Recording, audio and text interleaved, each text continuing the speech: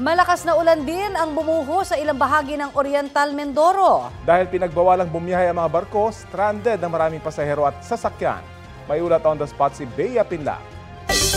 Bea? Rafi, Connie, sa lagay na ito humina na yung ulan pero kaninang umaga napakalakas ng buhos nito na sinabayan pa ng matinding hampas ng hangin. Tanaw rito sa aking likuran yung napakahabang hanay ng mga truck, sasakyan na stranded ngayon dahil hindi pa pwedeng pumalaot ang anumang sasakyang pandagat. Ang ilan dito may sakay na perishable goods tulad ng prutas at gulay at dahil Miyerkules pa walang biyahe ang barko. Ang ilan sa mga produkto nabubulok na. Nagpapatid naman ng ready-to-eat food pack sa mga otoridad ngayong umaga para sa mga stranded dito na driver. Ayon sa PDRMO, hindi raw kasi sila pwede sa Calapan Port o sa anumang pantalan mamalagi dahil nga sa banta ng storm surge.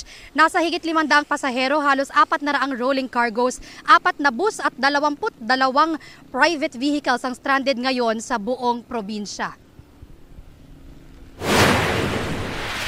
Pag umuulan, pasok kami sa loob ng jeep, siksikan kami dito. Ang malaki po, logi na po nun.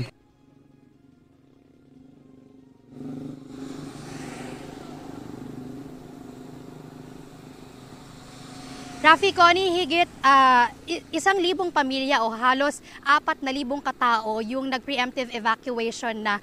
Pero ayon sa PDRMO, posible pa silang magpairal ng sapilitang pagpapalikas kung lalo pang sumungit yung panahon. Kasalukuyan nasa ilalim ng Signal Number 3 ang buong probinsya ng Oriental Mindoro. Yan muna ang latest mula rito sa Oriental Mindoro. Balik sa inyo. Maraming salamat at ingat kayo dyan, Bea Pinla.